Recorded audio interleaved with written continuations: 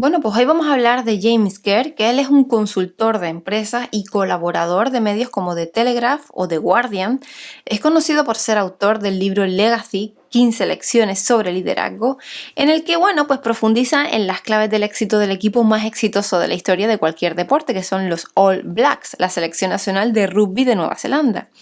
Y en él revela 15 lecciones prácticas y poderosísimas, la verdad que una por cada uno de los 15 miembros del equipo, de aplicación pues para la vida, la empresa, ya que como él señala, hay una especie de verdad fundamental respecto a cómo los seres humanos trabajan en equipo y eso se nota sobre todo en los deportes.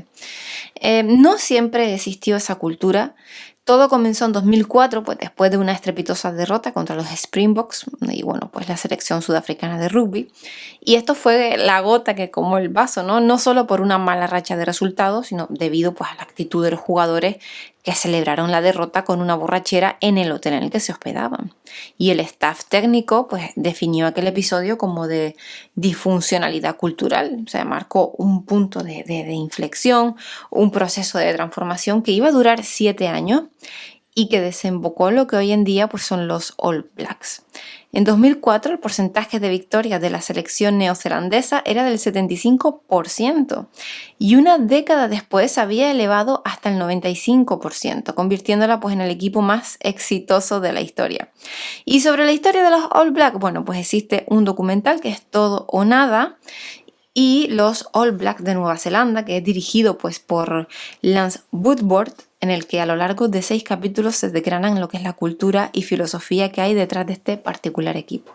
Así que bueno, hoy venimos con estas 10 filosofías de James Kerr y comenzamos con la primera, que dice que el rugby, al igual que los negocios y tantas cosas en la vida, se decide en la mente.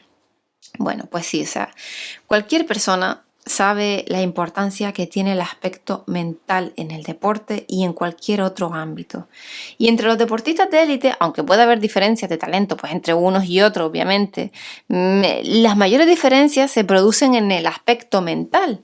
Esa capacidad de gestionar la presión, la fuerza para levantarse tras una derrota, cómo no venirse abajo con las lesiones, la competitividad del vestuario, el miedo al contrario, todo entre otros factores, ¿no?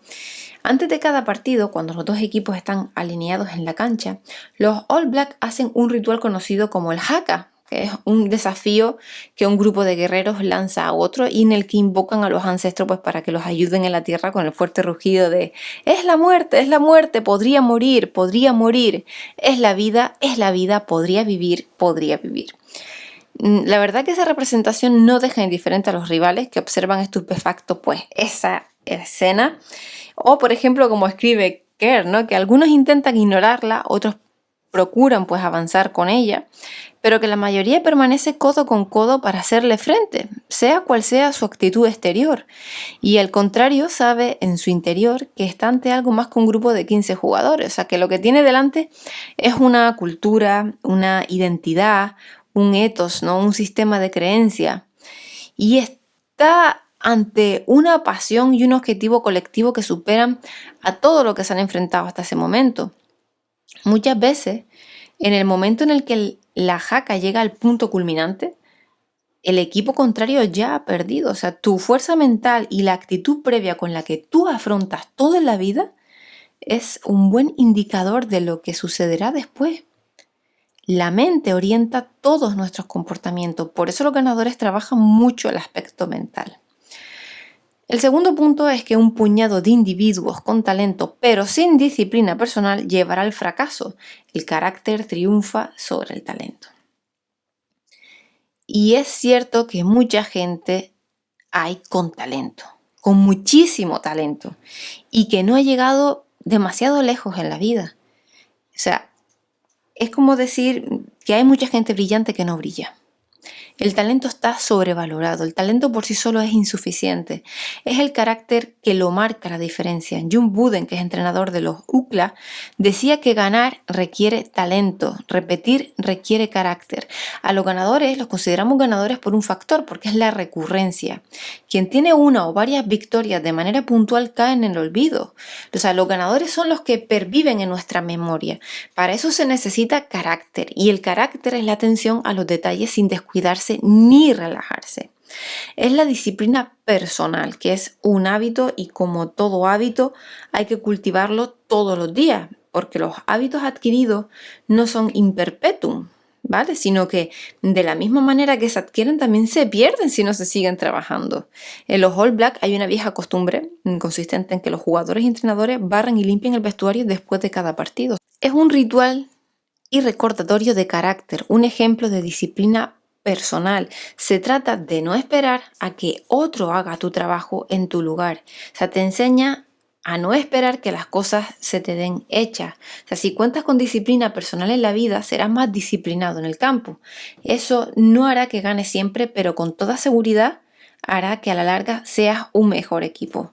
Y esto lo dice pues Andrew Mershensen, que es el segundo máximo anotador en la historia de los All Blacks. El tercer punto es que la adaptación no es una reacción, sino una serie de actos sistemáticos. Cuando estés en el punto álgido de tu juego, cámbialo. De otra manera, no se trata de reaccionar ante lo que sucede, sino de ser agente del cambio. La primera es una actitud reactiva y ya la segunda es la proactiva. ¿Por qué? Porque esta distinción es esencial tenerla clarísima, porque todas las organizaciones, ya sean empresas, sean equipos deportivos, instituciones públicas, parejas, todo tiende a burocratizarse y aunque resulta tentador pensar que el éxito tiene una progresión constante de crecimiento, nunca sucede así. Todos los entes pasan por ciclo que, como apunta Charles Handy en su libro La Edad de la Paradoja, responden a 3 fases, que es aprendizaje, crecimiento y declive. La clave está en que cuando tengamos éxito, cambiemos nuestro juego. Claro está que eso es precisamente lo difícil, porque cuando las cosas marchan bien, pues la tendencia es continuar haciendo lo mismo, ¿no? Ahí es donde el líder debe demostrar que es un líder. Y bueno, pues su responsabilidad es tomar ciertas decisiones que eviten lo inevitable. La cuestión es qué cambios hacer y cuándo hacerlo. El declive organizacional es inevitable, a no ser que los líderes pues, se preparen para el cambio, algo cada vez más frecuente en los tiempos que vivimos, pero un líder tiene que saber cuándo reinventarse y cómo hacerlo. O como escribe Kerr, que los equipos que prosperarán en el mundo VUCA serán los que actúen de forma rápida y decidida para aprovechar la ventaja competitiva. Los que se ajusten y reajusten durante el proceso. O te adaptas o pierdes. Y una ventaja competitiva sostenida se logra al desarrollar un espíritu que no para de autoajustarse. La adaptación no es una reacción, sino una actuación continua. O sea, no se trata de adaptarse al cambio, sino de liderar el cambio. El cuarto punto es que los buenos líderes conectan el sentido individual con una causa más elevada para generar creencia y direccionalidad. Porque si ese vínculo no se logra, es muy difícil conseguir la implicación, el compromiso, la lealtad y sobre todo la entrega de las personas. El pegamento emocional de cualquier cultura, ya sea de religión, nación, equipo, es un sentido de identidad y de propósito. Aquello con lo que nos identificamos son las cosas que reconocemos como importantes para nosotros. Esta forma de dar sentido, ¿no? De conectar lo personal con lo organizacional, tiene el poder de modificar el comportamiento de las personas. Y Kerr lo explica así de bien, diciendo, el sentido personal es como conectarnos con un propósito de equipo más amplio. Si nuestros valores y creencias están alineados con los valores y creencias de la organización, trabajaremos mejor para que triunfe. Si no, nuestro propósito y nuestra motivación personal se resentirán.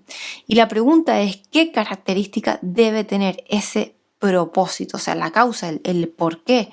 Pero Kerr igualmente nos los aclara porque dice que la causa tiene que ver con un objetivo que sobrepasa las metas prácticas que se persiguen día a día y que dirige la motivación individual y ofrece una razón para pertenecer y un motivo para sacrificarse.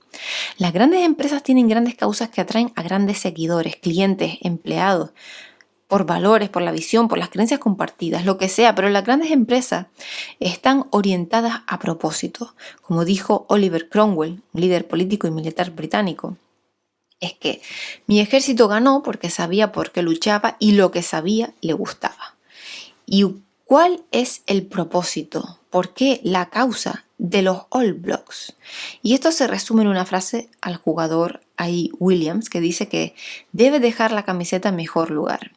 El prestigio mundial de estos All Black es difícil de igualar, pero ese prestigio se ha cimentado gracias a su labor de todos esos jugadores a lo largo de su historia. Ponerse esa camiseta es una gran responsabilidad y dejarla en mejor lugar ya es una obligación. Otro jugador, Graham Henry, lo explica bien.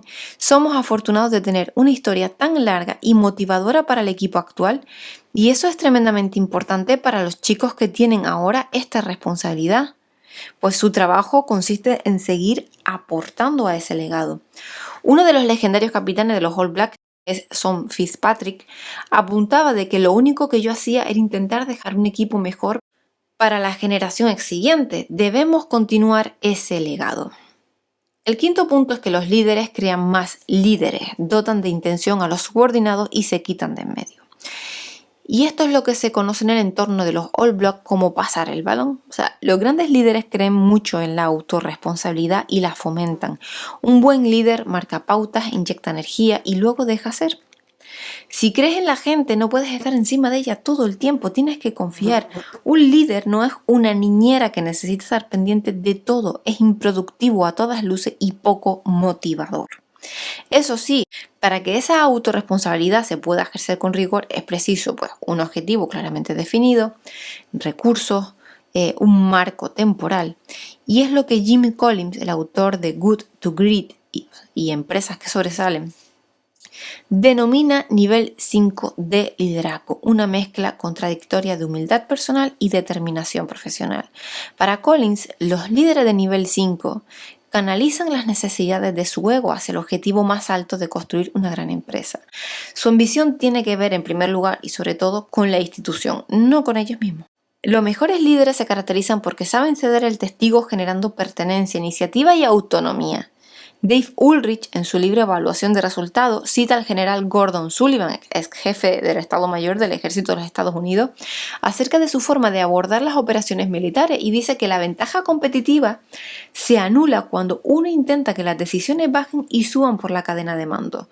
Todos los pelotones y grupos disponen de información a tiempo real acerca de lo que está sucediendo a su alrededor, de la localización de su enemigo, del tipo de sistema armamentístico del oponente, y una vez que se ha comprendido la intención del comandante, la decisión debe residir al nivel más bajo posible para que esos soldados de primera línea puedan aprovechar las oportunidades que se presentan.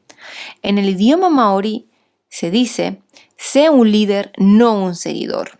Los líderes fomentan la responsabilidad, los ganadores asumen la responsabilidad. El sexto punto es: la excelencia es un proceso de evolución, de acumulación de conocimiento, de mejora constante. Tom Peters, en su obra, escribe que las empresas excelentes no creen en la excelencia, creen en la mejora constante y en el cambio constante. Bueno, pues los mejores líderes promueven un entorno de curiosidad, de innovación, perfeccionamiento continuo.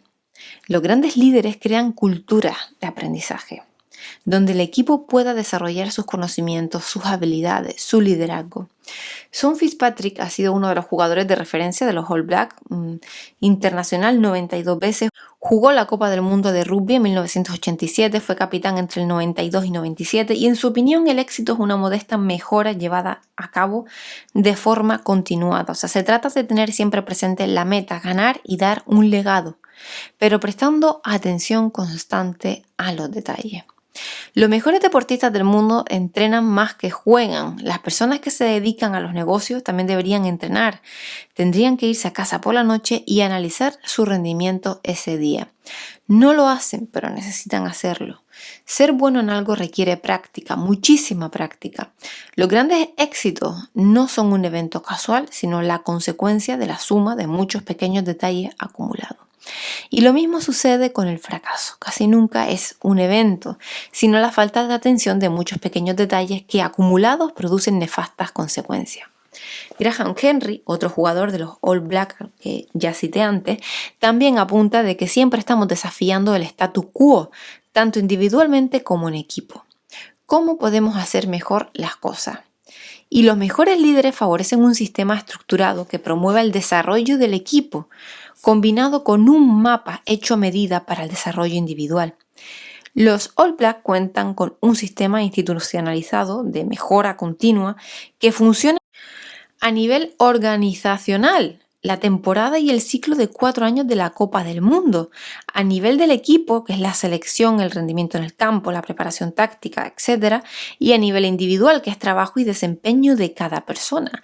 A los seres humanos, como ya indicase Daniel Pink en La sorprendente verdad sobre qué nos motiva, nos mueve un triple sentido. El propósito, o sea, un para qué o causa, la autonomía, que es ser responsable de su trabajo, y maestría, que es sentir que crece y mejora convirtiéndose en un experto. Justo estos 3 aspectos son los que hemos analizado en este punto y los 2 anteriores. El 7º punto es que los buenos líderes equilibran el orgullo con la humildad. Un orgullo absoluto en el rendimiento, una humildad completa ante la magnitud de la tarea. Y nunca es demasiado importante para hacer las pequeñas cosas que deben hacerse.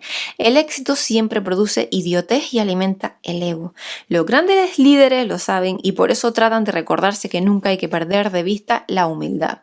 El legendario entrenador de fútbol americano, John Wooden, que ganó el Campeonato Nacional Universitario de Estados Unidos durante 7 años consecutivos, o sea, desde 1967, sentaba a los miembros del equipo en los vestuarios al inicio de cada temporada y les enseñaba a ponerse los calcetines. Sí, los calcetines. Les decía, comprobad la zona del talón. No quiero ni la más mínima arruga. Una arruga os formará una ampolla y esa ampolla os hará perder tiempo de fuego. Y vuestra pérdida de tiempo hará que despidan al entrenador.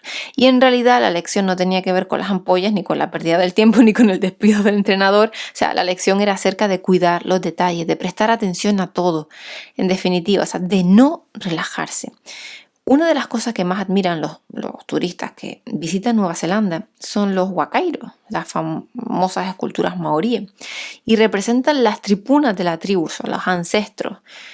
Y se crearon para conmemorar sus proezas, ¿no? Y a pesar de que muestran una galería de héroes, no hay ninguna vanidad en sus expresiones, son grotescos, tienen la lengua afuera, sus facciones parecen distorsionadas, y eso es debido a que la humildad es una característica muy arraigada en la cultura maorí.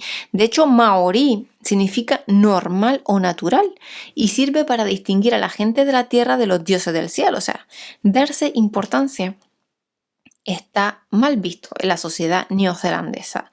La humildad es un rasgo fundamental de una persona equilibrada y exitosa, ¿no? Que la humildad es fuerza. El 8º punto es que los líderes crean el entorno correcto para que se dé el comportamiento correcto. Y el rendimiento de una persona viene determinado por su capacidad, o sea, su talento, y su comportamiento, que es la actuación. Los grandes líderes son creadores de contextos en los que el talento despliega todo su potencial. Los mejores líderes crean entornos basados en la unión, el respeto, el desarrollo, la comunicación, que generan los comportamientos correctos para triunfar. Los entornos impulsan o reprimen lo mejor de las personas.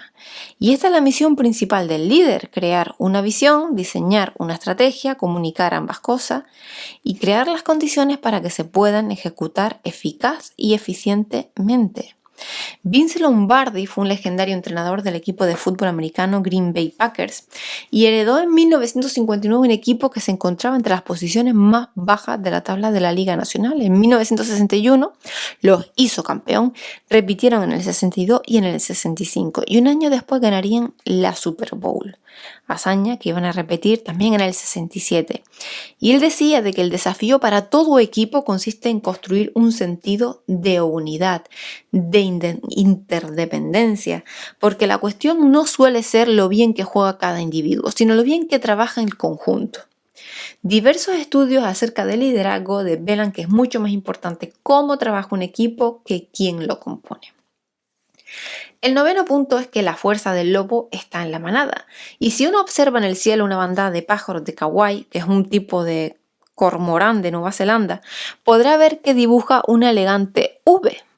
Y uno de los pájaros va en cabeza, otro le sigue, otro toma el mando, en un interminable sistema de apoyo mutuo.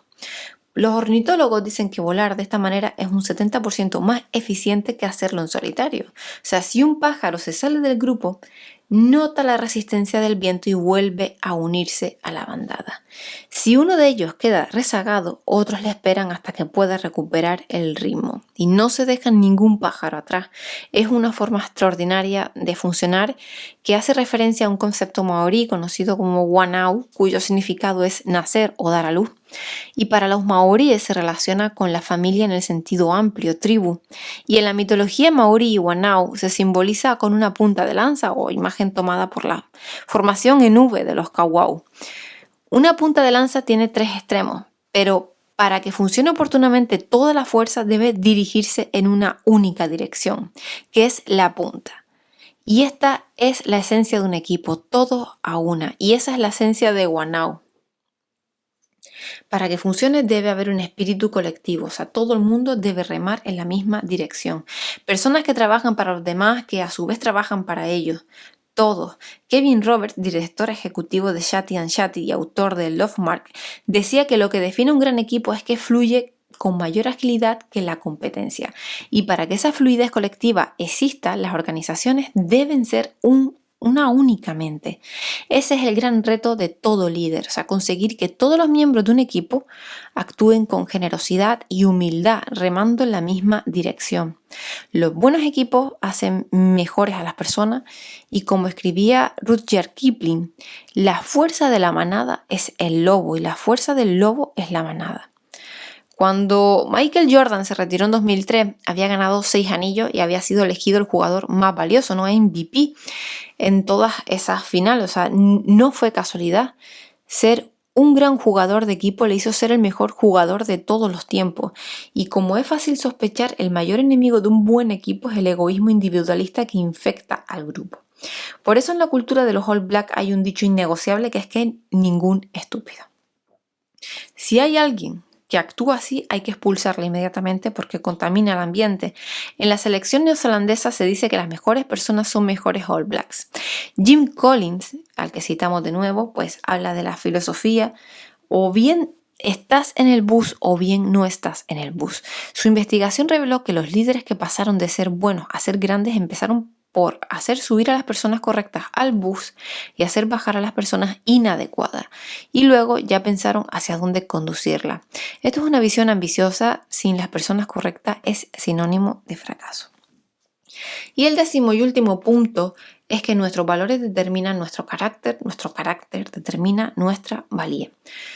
Los valores guían nuestros comportamientos. Los equipos de alto rendimiento están muy conectados a sus valores. Muchas compañías incluyen en sus discursos valores como la orientación al cliente, la integridad, el compromiso, el esfuerzo. Pero luego hay un abismo entre esos valores y sus comportamientos. Y si te despliegas de tus valores, vas a acabar mal. Porque esos valores imprimen y determinan el carácter al grupo. En griego, carácter es ethos, que comparte raíz con la palabra ética y hace referencia a las creencias, principios, valores y códigos que rigen en una organización. O sea, en definitiva, su cultura, que es una cierta forma de hacer las cosas que es característica de cada casa, son las reglas no escritas. Los valores vividos son los cimientos sobre los que se construye algo grande. Una cultura basada en valores y que persigue un objetivo es la base a partir de la cual los All Blacks mantienen el éxito. Y esto lo escribe Kerr. Y también añade cuál es la ventaja competitiva de los All Blacks. Y la clave se encuentra en centrarse en la habilidad de manejar su cultura y su discurso central de tal forma que cada jugador se vincule con una causa más elevada. Es la identidad del equipo lo que cuenta, no tanto lo que el equipo hace. Importa quiénes son, qué defienden, por qué existen. El desafío se encuentra en hacer que los valores se integren en la vida del equipo y cobren vida. El mejor modo de lograrlo es a través del ejemplo desde arriba hacia abajo y comunicando tanto con la palabra como los símbolos, todos esos valores que son importantes para que se interioricen y estén siempre presentes y así pues evitar la tentación de desviarse. Cuanto más claro y asentados están los valores en una organización, más fácil es llevarlos a la práctica y tomar decisiones. Bueno, pues hasta aquí el episodio de hoy. Espero que les haya gustado la filosofía de James Kerr, el líder del equipo de rugby de los All Blacks. Creo que me parece una filosofía maravillosa que muchos tendríamos que tenerla en cuenta, sobre todo aquellos que quieren ser líderes en el futuro. Y tenemos que coger este tipo de personas como referencia, ¿verdad? Bueno, pues un saludo y nos vemos el próximo día. Muchísimas gracias por tu visualización, por darle el me gusta y bueno, y si puedes comentar también te lo agradezco. Muchísimas gracias.